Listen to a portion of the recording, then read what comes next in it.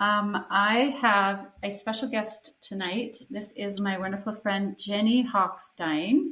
And Jenny, how long have we known each other? Has it been like 2 years now? Yeah, something like that. Something like that. We met at Jen's birthday party. I remember that. Mm-hmm. So, Jenny was quite infamous for me because I kept hearing about this amazing lady who did Christ-centered yoga, and people kept telling me about it in Carson, and I was like, I really need to meet this lady. It sounds so cool. And then we ended up being at the same birthday party, and we're chatting with each other, and then you tell me what you do, and I'm like, oh my goodness, you're the Jenny! You're the infamous Jenny who does Christ-centered yoga, and I was so happy to meet you. And we fell in love with each other that day. And I call you my Chinese twin because we just have such similar lives of things that we do and love and like. Jenny, you have done the April 8th 40-day challenge, and you did the challenge after the May long weekend and finished just before Canada Day. Do you want to tell us what you did for the first challenge? Well, the reason that I wanted you on my podcast tonight is because of the second challenge that you did. Tell us about that, but I want to hear what you did for your first challenge as well. Right. So for the second challenge, I chose to allow for it to be like a growth challenge. And it was really interesting that I chose that because usually when I think of a challenge, I think of something that I'm going to choose not to do, which was kind of my first challenge. But for the second challenge, it was almost like my first challenge set me up so that because I was able to declutter a certain aspect of my life out of my life, then there was space to fill it with something else. And so the challenge that I had the second time around was to learn how to Thai massage. And that's all I was going to do. I was just going to learn how to do it and see how long I could do it for, how many days I could do it for in a row, and, just explore and play with it. But it just became this kind of life practice in some ways, to the point where, I wasn't just helping myself learn something, but I was helping my family members. We were getting better connected, and and then to the point where I just wanted to create a little business of it, and so I could share it with more. And so it's been really, really fun to see how that has kind of expanded, because I was just kind of drawn to it in the first place because it's been 15 years. It's been on my bucket list for 15 years that I wanted to become a Thai massage therapist. And wow, that's cool.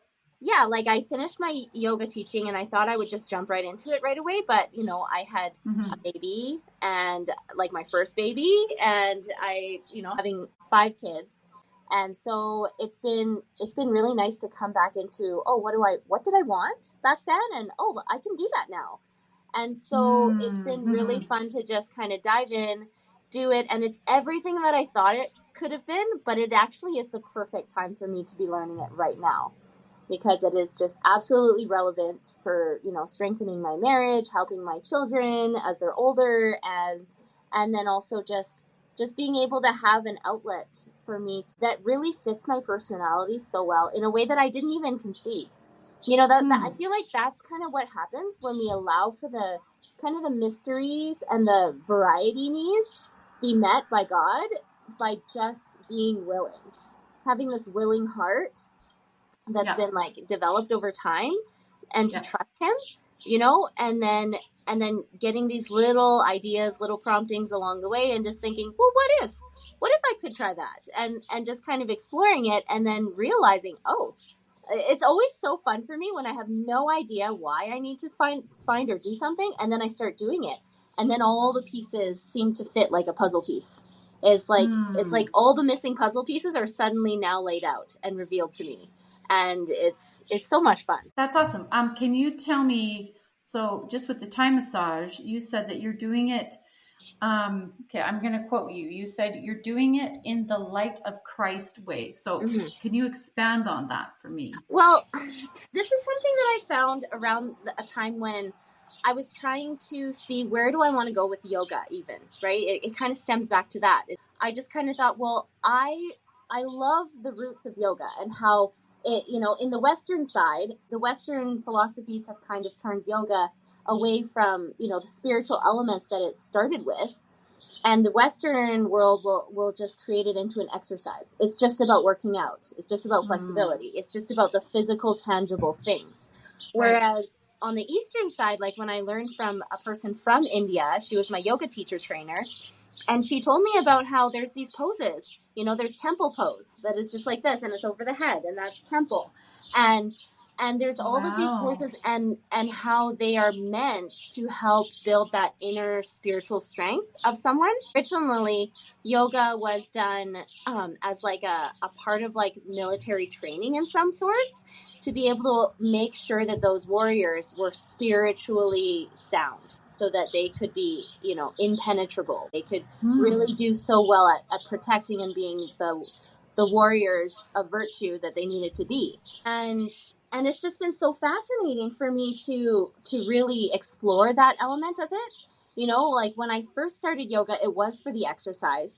But as I've gone deeper and deeper into it, which is kind of the natural flow of becoming a more advanced yoga practitioner, the whole idea is that you kind of come away from just doing poses, and you kind of go deeper into the meditational and the spiritual elements of what it actually is there for. And so as I started diving into that a little bit more, I just felt like, no, this is something beautiful. There's something here that is, yes, I'm going to go to my scriptures. I'm going to go to my temple. I'm going to go to church, and I'm going to do all these things that are kind of like habits of my faith. And I find when I'm on my yoga mat, it's kind of like my trust mat. It's like my trust in God mat. That's kind of what I've dived into, feeling what it is. And so when I'm there, I get to have my time to allow for my prayers to go a little deeper, to allow for my like trusting God mat in some ways. With children, you kind of talk about your yoga mat being like a magic carpet. And for adults, it's kind of more like this trust in God mat, where you get to go wherever God wants to take you. Like you're going on a trip with God, and he's going to show you his wonders, and just take the time to really dive into what he can show you, like not through your eyes, but through your heart, through your spirit, through those ponderings and promptings that come, and allow for it to be this trickle of faith, this trickle of hope. And there's this other post that I have where we're reaching up. Anytime we're reaching up, I'm just always prompting us to think, let's reach and receive that lightning rod of hope and receive that light that's shining down on us. If we were only ready to receive it, kind of like solar panels, right? Just like recharging all those batteries that are meant for us to be filled with that light and to use it for good. So that is kind of where I went with the yoga. And then, and at one point I just kind of thought, well, what is the world doing with this, right? Where are they going with this? And for some reason, I'm just an extra sensitive person.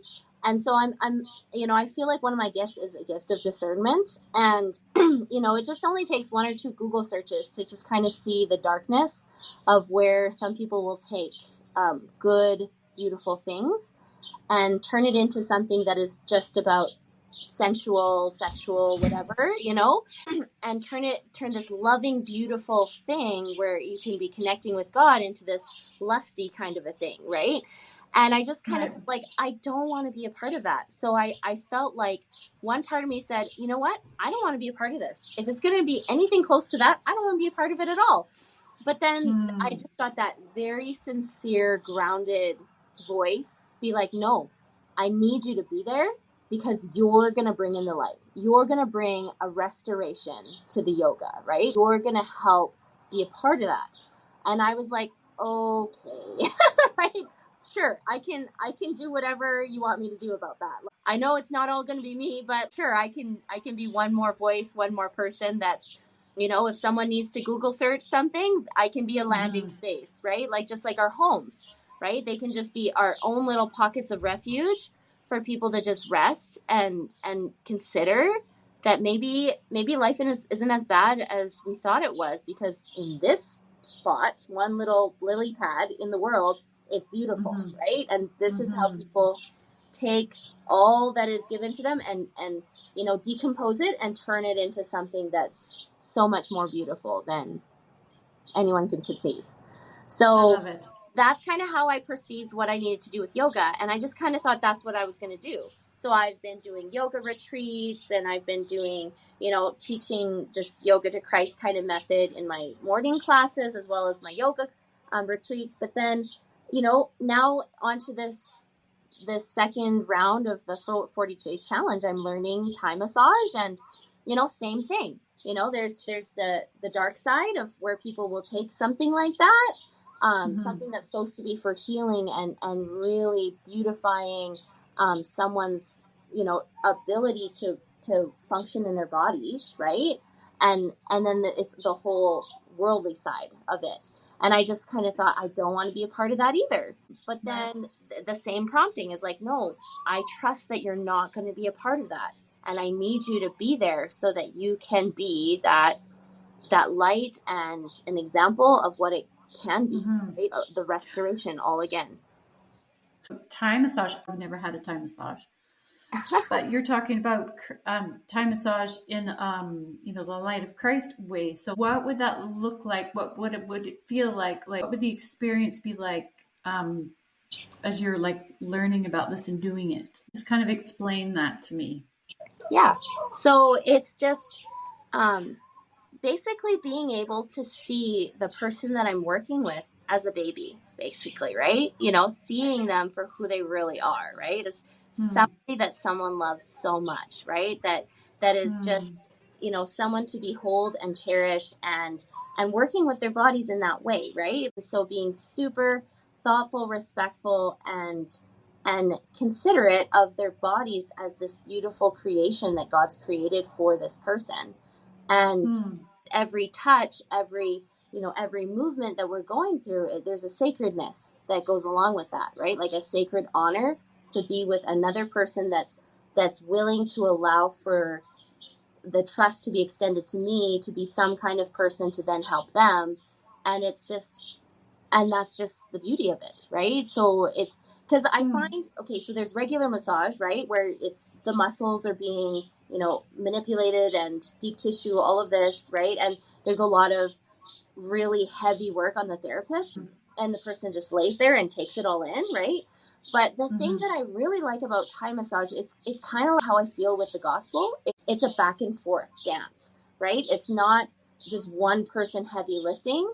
It's this back and forth, like being yoked with Christ, and we're doing this dance. He doesn't want to be the only one pushing forward, and we're just not doing anything.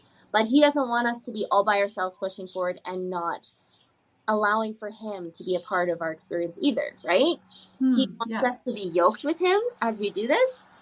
And so in some ways, when a person's in a Thai massage experience, they're not just laying there. They're like a full participant in the experience of them getting stretched and massaged. And it's this very communicative experience of just allowing for that healing experience to be the best that it could be. Just allowing for both participants to learn so much, and to communicate, and to move, and to learn how to respect the body and where its limits are. When I'm in a session, I really like this communication system that I've created, where I'm doing a movement and I'm saying, okay, do you want less pressure, more pressure, or is it 10, 10 out of 10? And I found that in itself has been one of the biggest things that people come away from the experience just loving, knowing that someone else is willing to respect their body and ask if you want more or less or 10, right? All along every single spot, feeling that they get to be a participant in what's happening, right? And a lot of the movements is allowing for their body weight to do the healing, lifting their leg over a certain point, or allowing for the stretch to be held while you're massaging it. It's just really, really cool. It's like yoga on the massage table. Yeah, now I really, really want to try this now. We talked about this and I'm like, yes, I want to try it, but now I really want to try this now. It sounds awesome. I'm excited. Yeah. Cool. Where are you practicing the Thai massage? Like, people come to Cardston and try you out? Are you teaching people how to do it? Or are you having people come and you're doing a one-on-one Thai massage in the light of Christ way with them? Yeah, I am just doing one-on-one bookings. They can book through me, and then we could do it at my house or their house. That's how I'm doing it. Okay, this is so cool. Mm-hmm. I'm excited for you. I think this Mm-hmm. will be a great extenuation of the things that you're already doing. Tell me what you did in your first challenge that you said opened up space for you to be able to, um, you know, try this endeavor. Okay, so it's really interesting because before you even asked me to start the 40-day challenge, which I think was on the 6th, was when we were starting, I had already been starting to be on that trajectory. I was already thinking to myself, I need to eat better. I need to clear out my mind. I need to have a strong body and a clear mind. And I just need to do whatever it takes to be in that gesture moving forward. But I knew that I wanted to do a challenge, like a 30-day challenge, but I just didn't know how immensely moving this one would be, because I've challenged myself in the past before, to really push towards an exercise goal or really push for this, that, or the other. But this was the first time I'd ever challenged myself with a very self-mothering tone.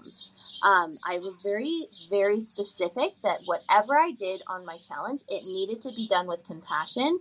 It needed to be done with kindness and a gentleness and a genuine, it's okay to have zigs and right? It's okay. Everything is okay because your heart is in it. Your intent is there, and let's just keep going, right?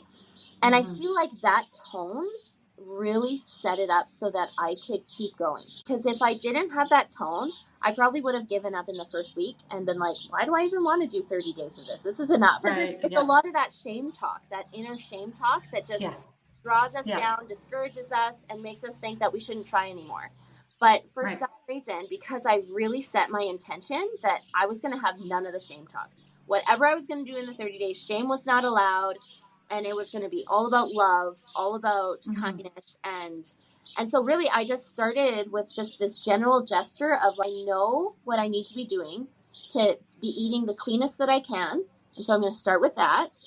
So I started with that for a couple of weeks. And it just so happened that after I went to this conference with, elders of our church talking to us and everything, I really got the distinct prompting of, like, yes, keep going with your, clean eating, but also clean up how you're using technology. Clean up, making sure that you're not connecting more with Wi-Fi than you're connecting with me. And that was really, really special. For some reason, me and my husband were on the exact same page when that kind of prompting came. And, that's awesome. And so we supported each other with it. And we were very, very deliberate about our very specific choices that we made in our home about that. And it made a huge difference, a huge turnaround for our ability to connect with each other and our kids. So it just turned in this beautiful morphing from, love and compassion with clean eating to then low technology, as if it's not there. Yes, we'll use it for like emergencies, but other than that, it's as if we don't have it, right? And it was just such an amazing transformation of us being able to get back to the basics of who we really are and why we're really here. I remember one time I was taking back to the basics. Yeah, one time I was taking this pathway course, and something that really riveted me, and I still try to remember it, was something that I feel like Elder Bednar, David A. Bednar, said. Something about how our bodies are so special. We've come here to this earth to receive these bodies. And the reason why technology is so detrimental to us is because when we use it too much, it kind of brainwashes us into thinking that we don't need our bodies anymore.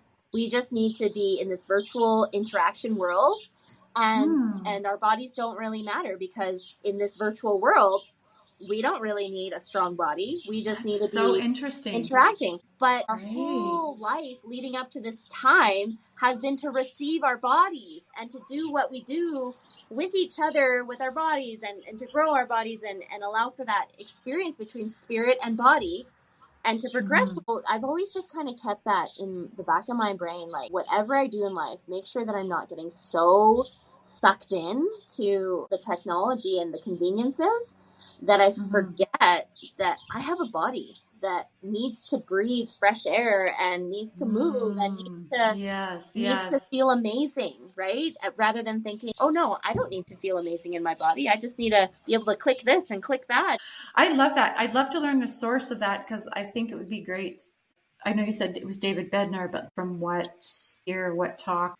Yeah, awesome stuff. I really like that. And I think that's actually a major thing that kids, teens, and adults are all struggling with. You know, we've had this technology for, I don't know, 10 plus years, phones and all the things that they can do. For me as a parent, I've navigated this poorly, and we're all kind of trying to figure this out and going, wow, just navigating it and getting back to the basics, because it does seem like it's so easy to get sucked into that, and then you just kind of forget everything else, and like connecting with your family and being outside, like you say, and using your body and like all those things, like getting back to the basics. I really, really love it. And also what you said about just having compassion on yourself in your first one. I really feel strongly about that with these 40-day challenges, is that it's not like, you miss a day and you're out, right? Like, forget it, you're done. I know 75 hard, that's the way it goes.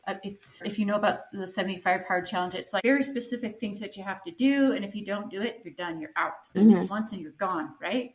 And I don't want the 40-day challenge to be that way. Like, I want this to be about love. I want this to be about growth. I want this to be about momentum. And just people moving forward, and not the guilt and the shame and all that stuff. We don't need any more of that. We already have enough of that in our lives and patterns. Like, I've run a guilt pattern. I'm working on it significantly, but I ran a guilt pattern in my life for like a good 40 years. That's how I operated, right? We don't need any more of that.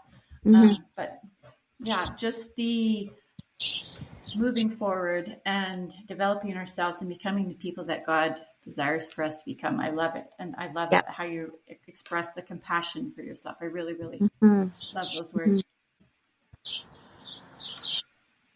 Okay. I think we kind of talked about, you had said, I have a question for you. Did you feel guided to learn the Thai massage? And you said you've wanted to learn this for 15 years. And doing the first challenge and the things that you did opened up kind of the doorway for you to have the mental, physical, emotional space to be able to go, I'm ready for this now.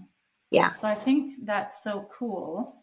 Did you have a prompting 15 years ago where you just like, I need to learn this somewhere down the road, or where you just felt like you were drawn to it, like someday I'm going to learn Thai massage? Like, well, it was kind of both, right? Because we were in yoga class together, and my classmate that just took her Thai yoga massage, we would take turns presenting, a yoga sequence. Wait, hold on just a second. You said Thai yoga massage?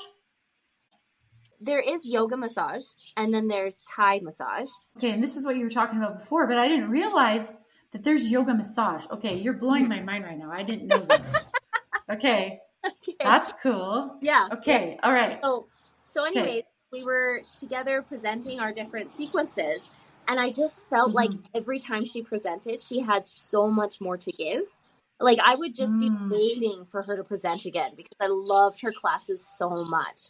And I just could not wait to create classes like that people could just crave, because they felt so good to move in certain ways, to have pressure in different places, while also stretching. And, she had a very Thai yoga massage kind of style. And I didn't really know what it was then, until I've taken the Thai massage course that I did, and plus the yoga massage course that I took before that. And yeah, it's been really fun to just get to a place where I'm starting the journey of these bucket list things that I wished that I could be like, and now I'm starting that path. So that's fun. I love it. I'm just writing something down that I want to ask you about at the end, so I don't forget it, because I'm always like, I'll remember that, and then I don't. So I'm just telling you what I'm doing. I'm totally listening and writing something down. Well, I'm trying to really listen. Okay. Yeah. Okay, so another question that I have for you is, so I guess you've already kind of told us how you're using the Thai massage right now, but here's a further question is, how do you see yourself using it with the other things that you already do? Yeah, The Thai that's a massage. great question. I just kind of see it as an extension, right?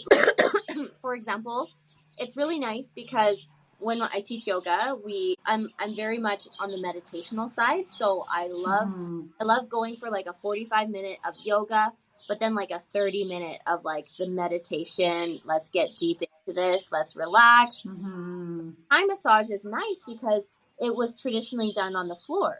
And so all of the movements, I could do Thai massage on somebody while they're doing their yoga meditation. So it just kind of flows into each other. That is cool. I love it. Mm-hmm. So then they can get a little bit more deeper into those meditations. And it would be kind of fun because I can play around with different meditations where I can say, okay, now we're doing this in our meditation. And then there's like a rocking kind of motion that I can do in Thai massage. It'd Mm. be part of the simulation. Because really, to me, yoga is kind of a simulation of life, right? When you start on the mat, it's like your birth. And then until you get to the final position, which is corpse pose or shavasana, and that's when you're laying down, and that's like your death, right? You're resting in peace and really learning Oh, how uh-huh. to settle into dying in some way, settling into completing something, and really um, absorbing the beauty of what that Mhm. is, and not just rushing from one thing to the next, but like really allow for the birth and the life and the death to be a flow of inward breath, outward breath, and a very beautiful, peaceful thing.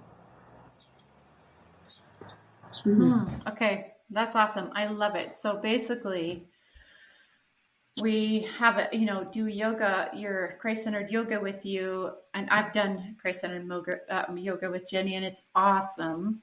And then at the end, you said you do the meditation part, and then you would and could incorporate that Thai massage Mm-hmm. movements in there with individual people, or Mm-hmm. have them doing things along as you kind of guide them. So I love it. Yeah. Yeah. No, there's so much potential and so much For delight sure. goes along with this, because it's like Mm-hmm. practice yoga by yourself, but it's another thing to, especially if you have a significant other in your life or anybody that you care about in your life, it's a lot more fun when you can both kind of know some Thai massage movements, and it's this wonderful social bonding thing that people can have as Oh. a wonderful way to just really take care of somebody in a very, Hmm. platonic kind of way. It's just very nice. Hmm. Before COVID, Richard and I used to do yoga in the evening together, classes, probably two a week. Yeah. And it was so lovely. It was like 8 to 9 or 9 to 10. So basically, we do yoga and come home and go to bed. And it was Hmm. so lovely to do together. And it just got us just so relaxed and in a state of like rest. And we could have good, solid, healing sleep. I loved Cool. it. I wanted to ask you if you could tell us about some other things that you do with this Thai massage in the Light of Christ way, like future kind of explorations that you see with it, like a vision that you might have for what you could do with it, and how you want to use it and how you want to bless people's lives with it. Well, I love thinking of the mountaintop of where something could lead. And that usually means being able to be like a teacher of it so that I can pass it on and have apprenticeship kind of opportunities for people. But then, as I also said earlier, I would love, I just see the happiest future would be for every spouse, couple to have Thai massage in their life, right? It would just be so beautiful for people to be able to relate with each other and take such good care of each other in such Mm-hmm. simple ways. Um, that I feel it's such a life skill, similar to first aid. First aid, you need to know how to wrap a certain thing, or you just those basics of knowing how to take care of someone that's wounded. It's like Thai Mm-hmm. massage is such a wonderful way to take care of someone that needs that deep rest or deep relaxation and it's nice because Thai massage is so easy to learn. It's very simple movements. And it's so much bang for the simplicity of what the therapist has to do to make such a great outcome for the other person. Yeah. So have you thought of the idea of like doing couples retreats and then teach the Thai massage to like couples and they do it for each other? Like, Yeah. have you, Absolutely. yeah? Totally. Ooh, I like it. I Yeah. like it a lot. Okay, that's awesome. Really, really awesome. Okay, so I have another question for you. So basically, kind of how these 40-day challenges started for me and me inviting people is scriptures that I've learned about Isaiah in him saying that the people of the last days, that he saw them, God's people, that they were blossoming and budding. And then Daniel also saw in vision the people of our day and basically said that they were doing exploits. And those people were the people that knew their God and were strong. Mm-hmm. So can you tell me how what you're learning and what you're doing, you feel like do you feel like you are being a part of that vision that Isaiah and Daniel saw? Are you a part of those people that they saw? Yeah. So I find that it's always a daily choice, right? I feel like I've been given so many gifts of knowledge, of hidden treasures, of all this potential to be able to learn and grow and expand and all of those beautiful things. So much abundance. And it's always a simple choice that I have to make every day to be like, I need to put God first, though. Yes, I have so much.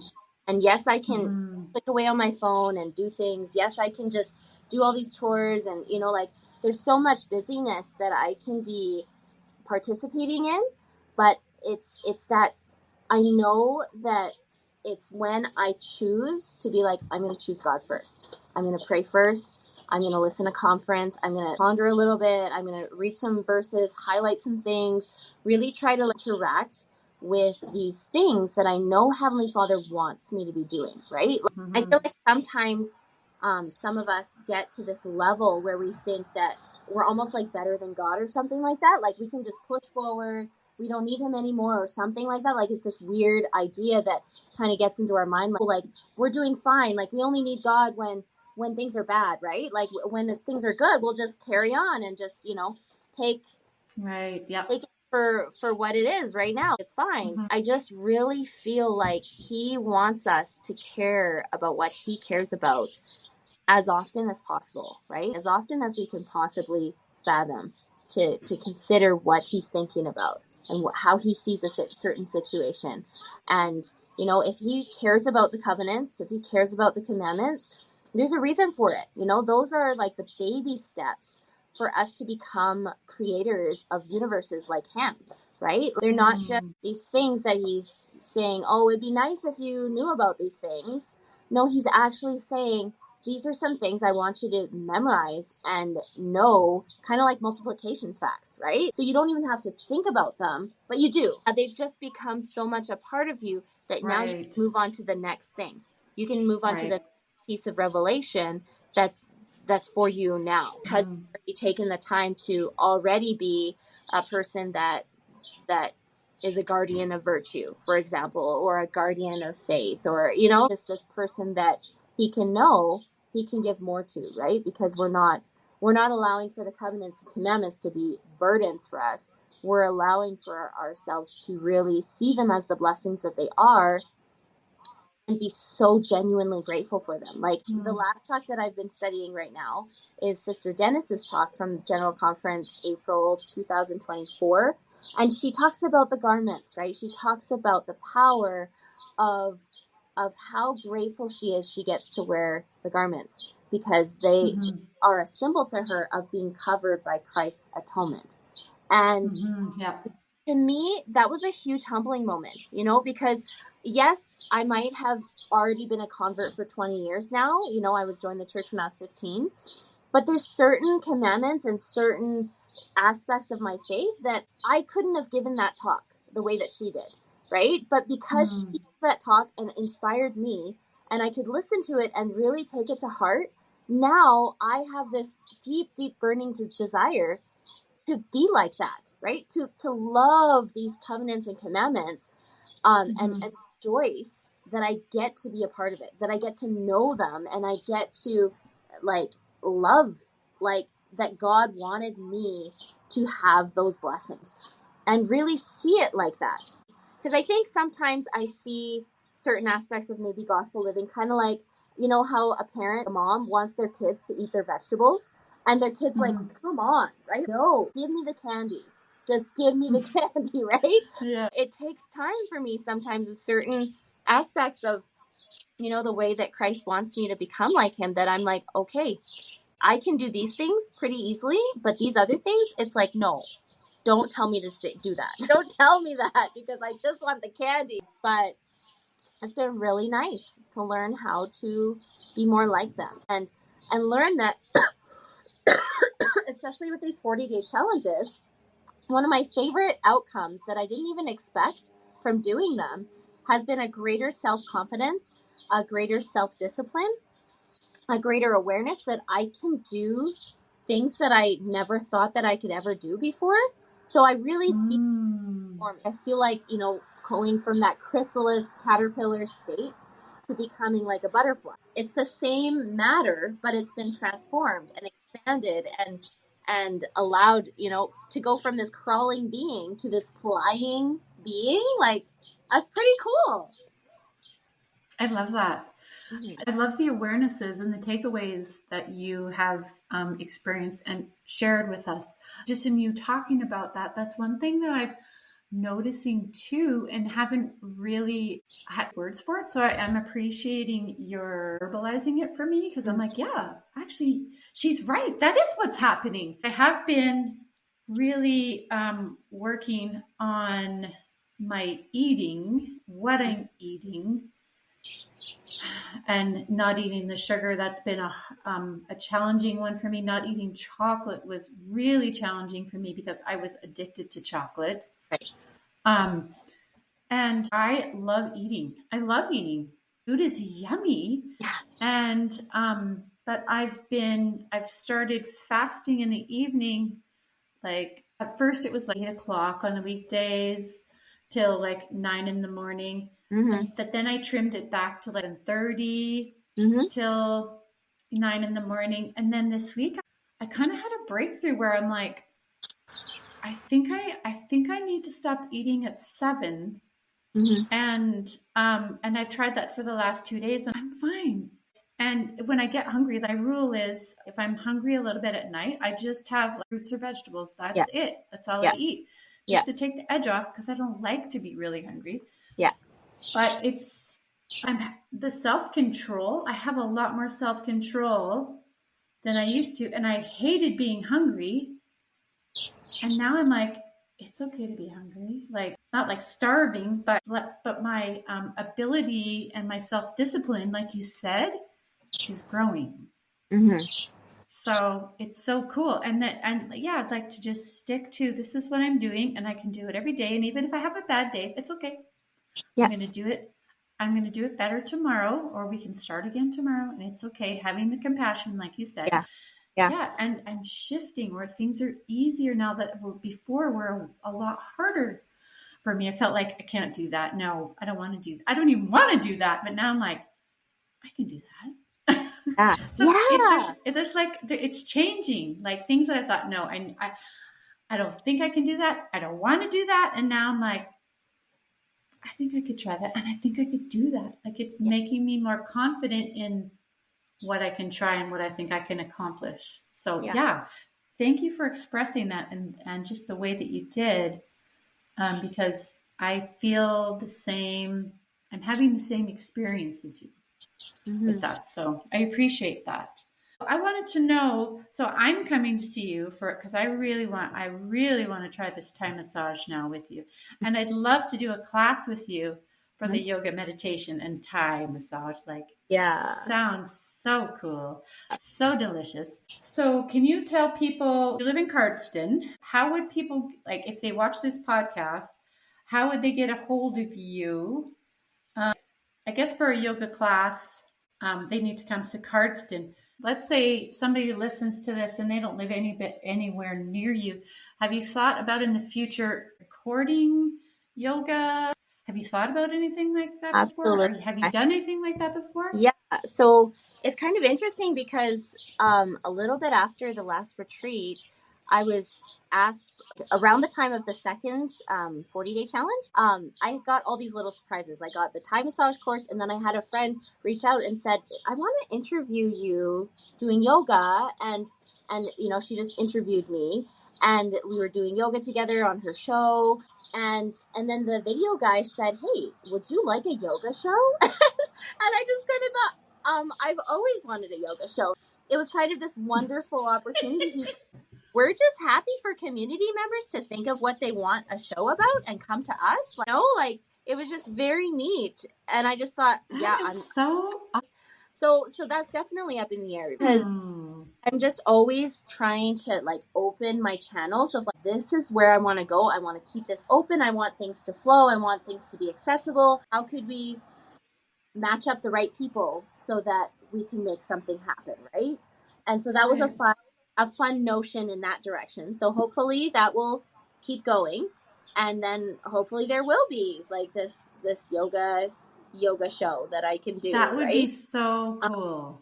Yeah, so that's definitely on the back burner that I'm happy to keep going in that direction. And then yeah, like I'm just happy to book people in when they want to come by, and I can help them out, and we can see how to help people along the way. Okay, what is the best way right now for people to get a hold of you? The best way, well, I would say my email, because then it just collects. Right now I have Jenny at thaimassageme.ca, so they can email me there.